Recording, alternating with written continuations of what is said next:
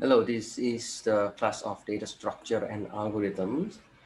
So in this video, I would like to explain the concept about depth first search. So the DFS is the short of depth first search, and we are going to learn this uh, concept. This concept is based on the graph. So we just finished about the graph before this material, and in this PowerPoint, I would like to explain about the concept of DFS, and then what is the DFS algorithm, and there will be the Python implementation, but maybe I will explain the Python implementation in the class, and there are some properties about the DFS. The DFS stands for depth first search. It is part of the graph. We call it subgraph. So the subgraph is a graph such that we want to find the vertices of S. So it means that S is the subgraph. Okay, S is the subgraph, and the vertices in the S are a subset of the vertices of G. Okay, so do you know what is subset? Okay. So let's suppose I have the this subgraph. We have this graph. We have A, B, C, D, and E, for example. So we can say that the set of the vertices are A, B, C, D, and E. And any set or any smaller elements from A, B, C, D, E can be the subgraph. So for example, if I want to just consider about the A, D, and E. So this is the subset. So we call it, this is the subset, because it is smaller than the original element size. The edges of S are a subset of the edges of G. So if we just consider the A, D, and C like this one, so we have the solid line.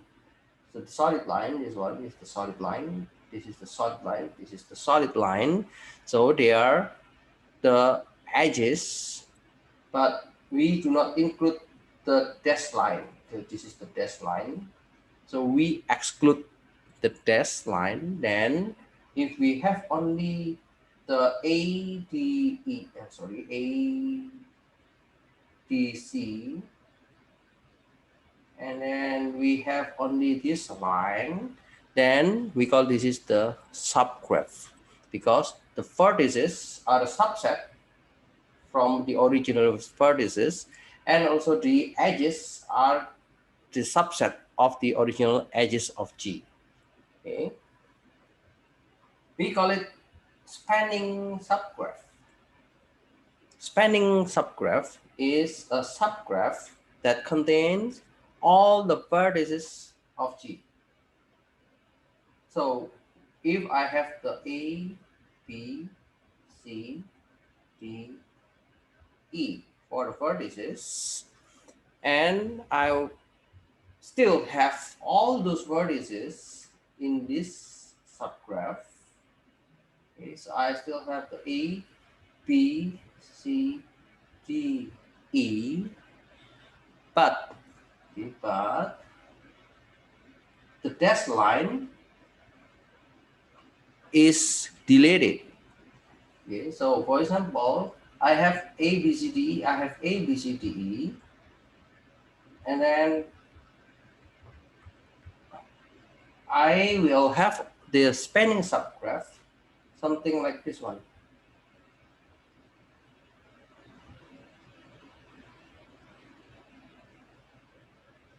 So this is the spanning subgraph, because all vertices are the same with the original graph or G, but the edges, okay, some of the edges are not available. So we call this is spanning subgraph.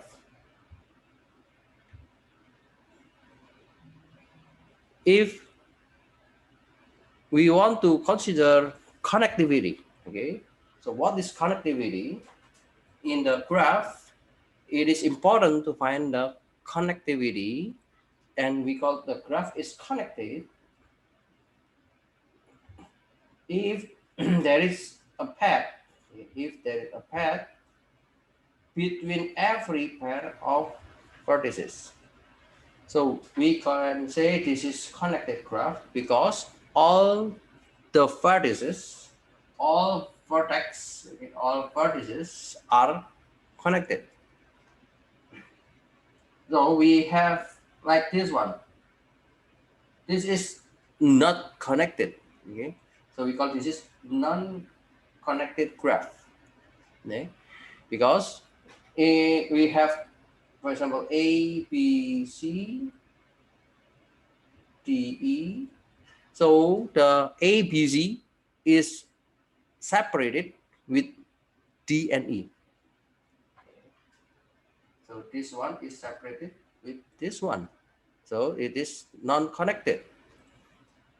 A connected component of graph G is a maximal connected subgraph of G. Okay. So if we have connected component, so this is the connected component, this is connected component. Okay. So how many connected components?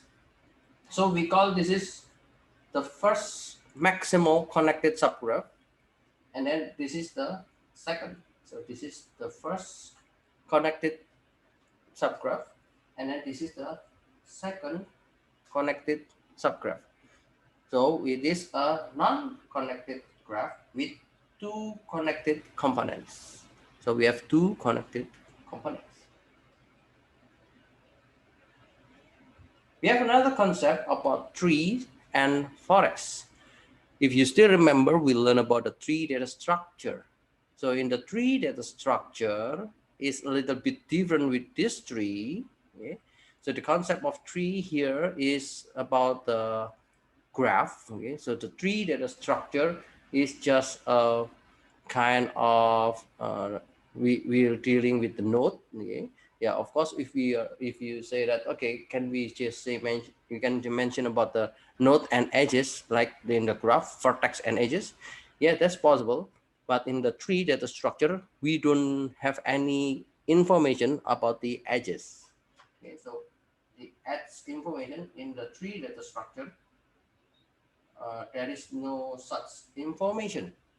Okay, in the edge of this graph, we have information like the distance or cost. So if we're dealing with the tree, it is the undirected graph. Okay, so we can have tree or free. Okay, what is free? Free means the forest tree. Okay, so we can say this is the forest.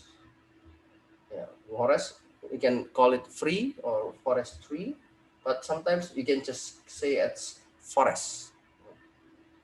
So the forest or the tree is undirected graph such that T is connected.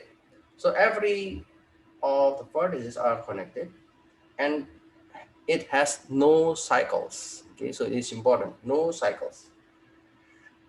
So this definition of tree is different from the one of a rooted tree. So if you have the rooted tree, like what we learned in the data structure before, so it's different. Okay. And a forest, what is a forest? A forest is an undirected graph without cycles. So we know the tree is connected. Okay. Every vertices are connected, but in the forest, it is non-connected. So you can just imagine if you visit the forest and then there are many trees And some of the trees are connected, some of the trees are not connected. So yeah, the concept is similar with that natural forest. Okay? And the connected components of a forest are trees.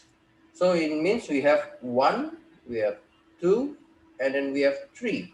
So we have three trees in one forest. Okay, so that's the idea or the concept of the tree and forest. And then we will go more details about spanning tree and forest. I I expect that you already learned about the some algorithms in the spanning tree, like some of the team project topic is related to the Prim's algorithm. Okay? Some of you want to apply the Prim's algorithm, and some of you want to apply Kruskal algorithm. So they are the spanning tree algorithm. So the spanning tree, what is spanning tree? The spanning tree of a connected graph is a spanning subgraph that is a tree. So do you still remember what is spanning subgraph? So if we have A, B, C, D, E, then all the A, B, C, D, E will be still available. So A, B, C, D, E, but the edges are different. Okay? So we need to maintain the connectivity. We call it, this is connected graph. So we need to maintain the connectivity of each of this one. We need to maintain the connectivity, and then we need to maintain the connectivity. Okay? So we have many spanning trees. Okay? A spanning tree is not unique unless the graph is a tree. So we can see this one is the graph is a tree. This one is not connected. Okay, but do you think it is a tree? Somehow it is a tree, but we can say more that it is a graph rather than a tree. Okay, because if it is a tree, so you can see that it is connected. It has no cycle. Okay, and if it is the graph like this one, there can be a cycle. Okay? So there is no cycle in the graph. You can see something like this one. There is a cycle. So in this case, there is no cycle. Then yeah, that's fine. So you can say this is also another tree. Okay. So spanning tree have application to the design of communication networks. For example, if you have the Wi-Fi or routers or telecommunication like um, telephone, so you will provide the networks, and this kind of spanning tree will be helpful to find that kind of network. And we have another concept about spanning forest. A spanning forest of a graph is a spanning subgraph that is a forest. So we have the, if we have this one a graph, okay, what is the spanning subgraph? So the spanning subgraph, we can have like this one. So the vertices are the same, okay? But what is a forest? A forest is, you can have non-connected graph. So we call this a forest. So this is the spanning forest. So this is one example of the spanning forest. Of course, you can have another example. Now, I will like to explain about the depth first search. If you already learned about the concept of the spanning tree, spanning forest, tree, forest, connectivity, and etc., then we can go forward into this concept. This DFS, or depth first search, is a general technique for traversing a graph. Traverse, do you know traverse? So traverse means traveling, okay, traversal. So we want to visit every of the node. So the DFS traversal of a graph G It visits all the vertices and edges of G, and it determines whether G is connected and computes the connected component of G, and also it computes a spanning forest of G. Okay, so this is the core concept of the DFS. In the DFS, it will have n vertices and m edges, and the algorithms will take O n plus m. And DFS can be further extended to solve other graph problems. For example, you can find and report a path between two given vertices. So if we have two vertices, then we can find about the connectivity, or we can find a cycle in the graph. DFS is to grasp what Euler tool is to binary trees. So you already learned a little bit about the Euler tool, and you have the code for the Euler tool, and you can convert that Euler tool to the binary trees. Do you still remember what is binary trees? So the binary tree is the tree with at most two children. Okay, we have at most two children, at most two children. So we call this is the binary tree.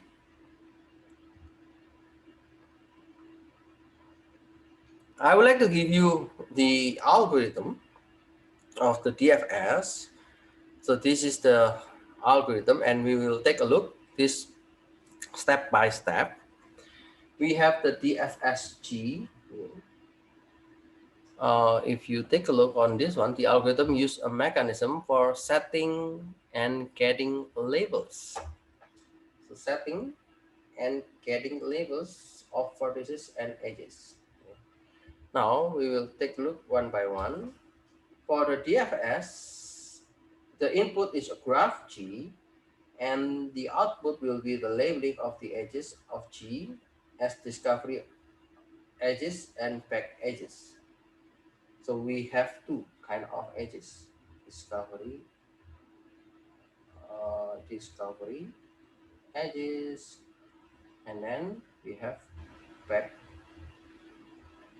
edges. And then for every of the U, here we have U, it will be the vertices. And we will set the label unexplored, unexplored, unexplored. So every of the vertices will be unexplored, and then every of the edges will be unexplored at the first time. And then for every vertices, if we see that that label is unexplored, then go to the DFS. Okay. So after we have this one, we will take a look on this, the remaining of the DFS algorithm. The first one is only about the graph, and the other one, we have the graph and the vertex. So there are two parameters. This is the G, and then this is V. So here is the recursion. So it will be recursive until all the vertex is visited. Okay. So we have the input is a graph and a start vertex V of G, and then the output will be labeling of the edges of G, and we want to check the connected components of V as discovery edges and back edges. Okay, so the key concept is this one. And then we will do the set label, and then for every incident edges, we will check if it is unexplored, and then find the opposite, and then we will check if it is unexplored, then set as discovery. Otherwise, we will set it as the back edge. Okay, so this discovery is here, and then the back edge is here. So we will take a look the step by step how to run this one. So the Python implementation is maybe I can say it's very short, okay, but I would like to show you the animation how we can proceed this algorithm in step by step. So we have the DFS, G means the graph, okay, and then U is the node, and then discover is the discover node. Okay. And then for every of the edges, I would like to find the opposite of the edges, and then yeah, if it is not in discover, then we will just note as discover. So let's see. Okay, I think I will like to make this one. Okay, so the blue color, okay, the blue color is unexplored, and then the yellow color is visited, and then we have the line, just the solid line, it is unexplored edge, and then the thick line, this one is this the discovery edge, and then the dash line is back edge. Okay, so we will take a look one by one. Let's see, this one is the original one. So this is the starting of the graph, and the starting point that we want to use is the A. Okay. So all the vertex are unexplored. Okay, so A, B, C, D, E, all of them are unexplored. Okay, so I will just use U. Okay, maybe it's better for me to use A, B, C, D, E, and then this U, U, U, U, and U. Okay, U is for the unexplored, and then I will just use D for the discover, and then I will use B for back edge. Okay. Now we start from A, and then what we will do next, according to the algorithm, yeah, first you will set all the vertices unexplored, and then you will set all the edges unexplored, and then we will check from the unexplored. So in this case, we want to start from A, okay, and then we will do this one, DFS G, V. So first we will set the V is visited, okay. Then because we start from A, so we will change the U. Now it becomes visited. Okay. And then for all E, okay, for all E in the incident edges of V, so it means every of the edge. What is the edge here? Okay, so I will delete some of the line. So what is the incident edge of A? So the incident edge of A is this one, and then this one, and then this one, and then this one. Okay, but we cannot do all the things. It is a loop or it is an iteration. So we will do step by step. The first, we want to check the, for example, I would like to start from A to B. Okay. Then there will be, this is the first incident edges. Okay. This is the first incident edges. And then what is next? After I know the incident edges, I will check if the label E is unexplored Okay, because everything is new, then every of the edges is unexplored. And then we will find what is the opposite of V. What is the opposite of V? So the opposite of V, comma, E. So the opposite of A, comma, E. So E is the edges. Then we will have the W. The W is P. Okay.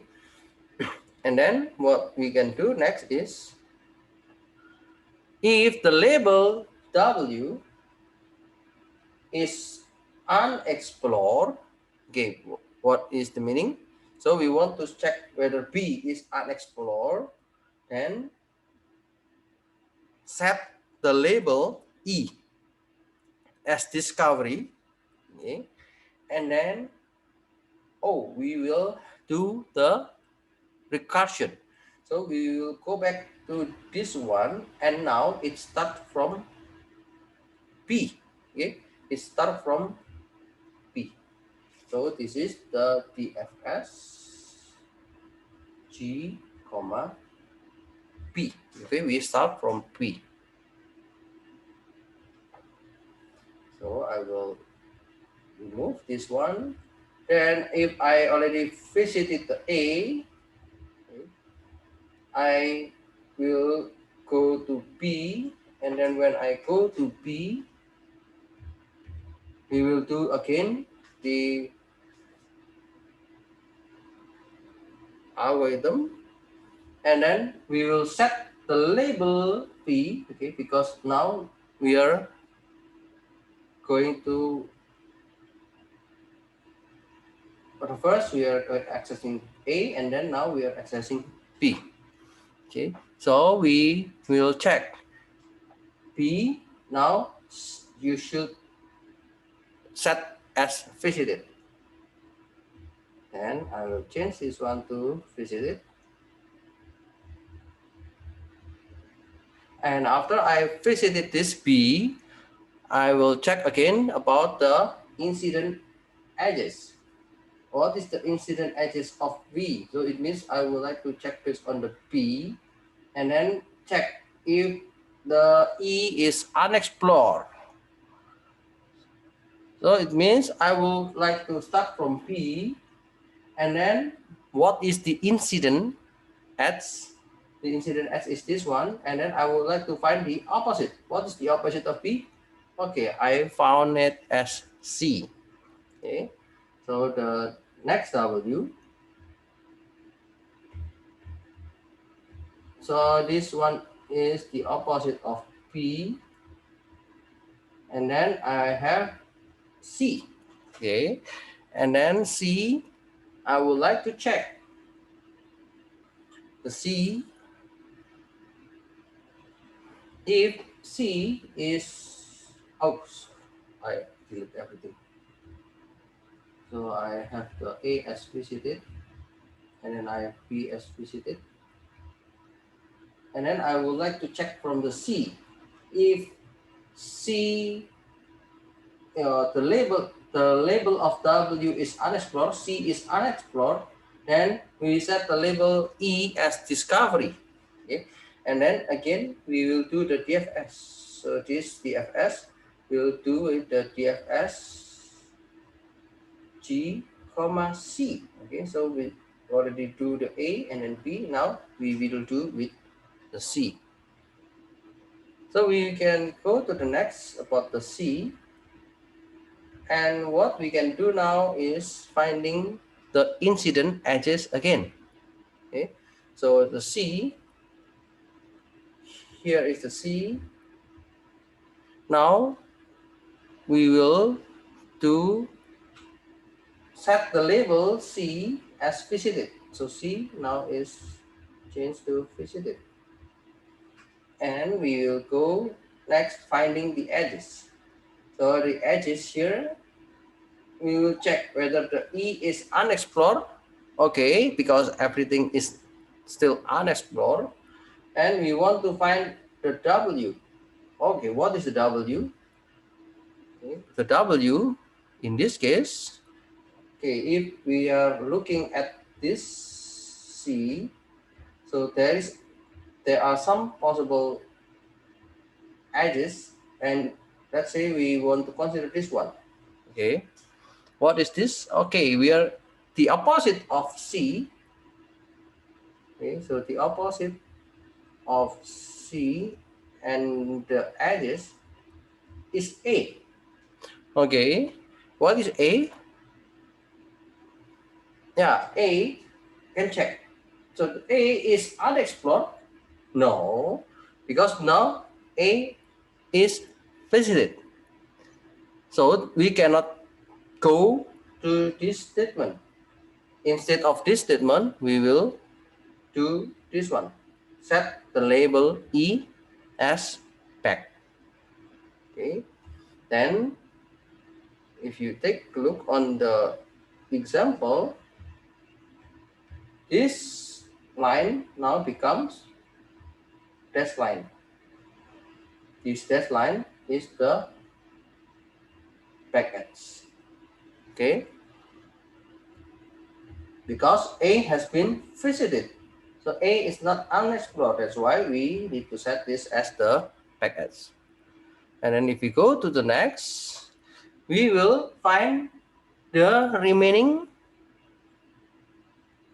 edges. Okay. According to the algorithm, after we set the label E as back, okay, we are not doing the recursion, but we will go back to this loop. So we will go to the next E. We will find the next incident edges. What is the next incident edges? Okay, the next incident edges is C to D. Okay, so we will check what is D, and we have the D here. Now we have the D. First, we will check whether the E is unexplored. E is the edge. Okay, it is unexplored, and then we will check the opposite. So the opposite of C, comma E, now it is D. Okay, and is D unexplored? Oh yes, D is still unexplored.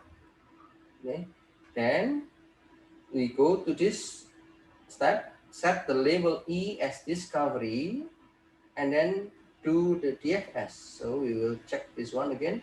So we will do the DFS G, comma D. Okay. So you can see this one. Now it goes to the D. Okay. And then after we are in the D, we will again do the DFS. So in the DFS, we will again set the label B as visited. So D now is visited. And then we would like to find the incident edges of D. What is the incident edges of D? Okay, this is the incident edges of D. Yeah, we have one incident edges of D. Okay, so we have this one. Okay, we have this incident edges, and then we want to check what is the opposite. Okay, the opposite of D, comma E, it is A. Okay. What is A? Okay, A, we need to check the get label W. If it is unexplored, then we need to use this statement. But what is A? A is already visited. Then we will do the set label E as back edge. So because it is the back edge, then we will draw with the dash line. Okay, so this is the dash line. And What happened next? There is no incident edges of D. Because there is no incident edges of D, what we will do? Because this already finished. No other incident edges. You know, this is the recursion. Okay? When you do this recursion, after you finish with this step, then you will go to the previous step. You will go to the C. Okay, so it means you will continue the remaining incident edges of C, and you will check, is there any incident edges of C? Oh yes, we still have the incident edges of C. So we still have the edges to E. Okay, and then we will check again whether this E is unexplored. If the E is unexplored, yes, so we will get the opposite. So the opposite, now the opposite of C, it becomes E, and then we want to check if E is unexplored. Oh yes, E is still unexplored. Then set the label E as discovery, and then we will do again the DFS. So we will do the DFS G, E. Okay, and what we will do next is we go to the E, okay, and then we will set the label E as visited. Okay, we will do this. We will do the set label V as visited, and then find the incident edges of that V, and then check if the E is unexplored. Okay, let's see. Okay, we have the E. There is one remaining incident S, and it is toward A. What is the meaning? Oh, sorry. If it is to A, then we will check what is the A. A is unexplored. No, because A is already visited. Then we will set the label as package. Because there is no other incident edges, then we will return back to the C, and then is there any other incident edges of C? No. Then we will return back to B. Is there any incident edges of B? No. We will return back to A. Is there any incident edges of A? No. Then we will finish. So the final result will be this one. So using the DFS algorithm, we will get the discovery edge. This one is discovery, discovery, discovery, discovery, and then this is the back edge, and this is the back edge, and every node or every vertex has been visited. Okay, so this one has been visited, visited, visited, visited, and visited. Okay, I hope that you understand this algorithm, how the DFS works. So this algorithm works in the maze. You know maze? Yeah, in the maze, it is we can have a strategy to find what is the intersection, or what is the corner, or what is the dead end. Okay. So we will mark each of this one with intersection or corner or dead end, and then we will mark the corridor as a traverse, and then we will keep track of the path back to the entrance, the start vertex, by means of the rope or the recursion stack. So we can, like, if we are starting from this one, yeah, we can just go here. Oh, this is the end. Then you can return. Oh, this one is written back. Then we will find another way. Okay, this is the intersection. Okay. And then we can go to find another way. Oh, this is that end. Then we can back to this one. We can back to this. Oh, this is the intersection, and then yeah, we can check all the way until you can get this pathway. Okay, so we can use this DFS for solving the problem of maze. So the property of DFS, there are two properties. The first property is the DFS visits all the vertices and edges in the connected component of V. And the second property is the discovery edges labeled by DFS form a spanning tree of the connected components. So you can see here, this is the spanning tree. Okay. So this is the spanning tree because we still keep the all vertex. We still keep all the vertices and we will visit all the edges and it will form the spanning tree. Okay, so please remember those two properties. What about this analysis? Now in the DFS, it will take like in the setting and getting, it will take O1. Okay, because we will check only one time. And then each vertex is labeled twice. So we have the unexplored and we have visited. And the edge is labeled twice, unexplored and discovery or back. Okay.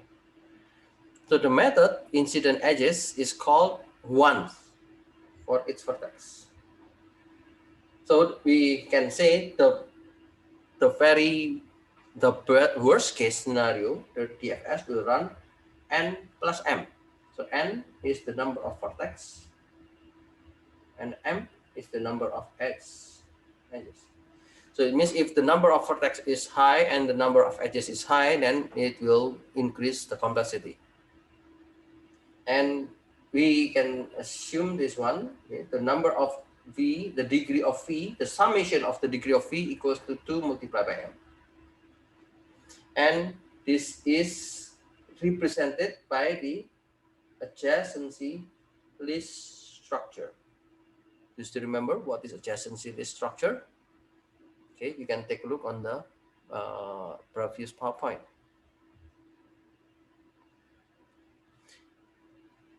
Pathfinding, it is one of the algorithms that we can use the DFS, okay? Because path, what is path? We learn about the simple path. So in the simple path is we have the origin and then we have the the destination, okay, and then we will flow from the starting vertex until the ending vertex. Okay, so let's say U is the starting vertex and then Z is the destination vertex. Okay, so we will check for every of the vertex and we use the concept about stack. Okay, so we use a stack S to keep track on the path between the start vertex and the current vertex. As soon as the destination vertex is encountered, then we return the path as the contents of the stack. Okay, so every time we visited the V, we will push.